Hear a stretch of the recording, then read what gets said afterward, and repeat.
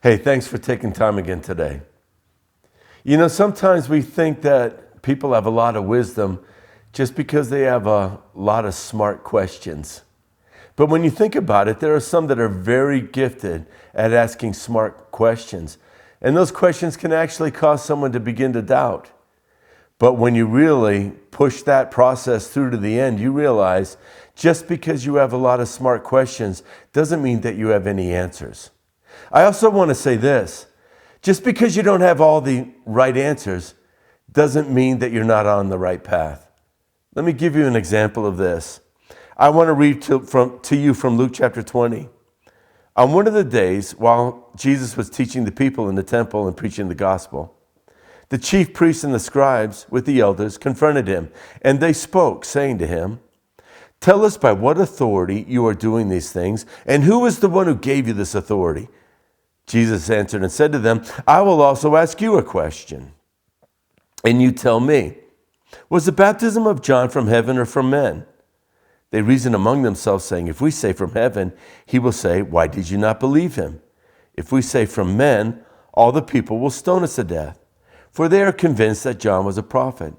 So they answered that they did not know where it came from. And Jesus said to them, "Nor will I tell you by what authority I do these things."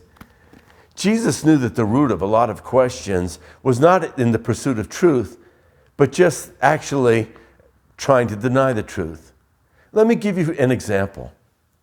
You might know a story of someone that got just dramatically healed by the power of God. People came around that individual and they prayed. And you saw a miraculous delivery by the Lord. And that's just so awesome. But then what do? You share it with somebody. And then they'll say, "Yeah, well, what about so-and-so? People were praying for him and they weren't healed." Do you see what happened there? You discovered a truth and something that you happened and you knew that it was real. But someone can't deny the reality of what happened. So what do? They ask a question just to get you to doubt.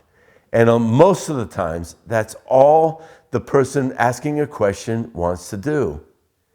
But what you need to do is respond in this way, because you don't have to be afraid that you don't have all the answers. You can say this, "I don't know why they weren't healed, but let me just tell you again.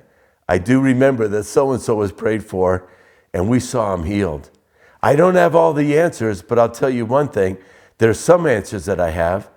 And so you don't have to carry the responsibility of having all the answers for all the world, for all the prayers of everything that happened. We're all on a journey. We're all learning. Do not let a doubt keep you from your faith." I like that old saying that I heard years ago. Rather than believing your doubts and doubting your beliefs, why don't you just make up your mind, believe your beliefs, and doubt your doubts? Doubt the questions that cause confusion and believe the things that you know are real. And as you believe in those things and focus on those things that are real and the truth of God, faith will increase inside your heart. That's my prayer for you. God bless you.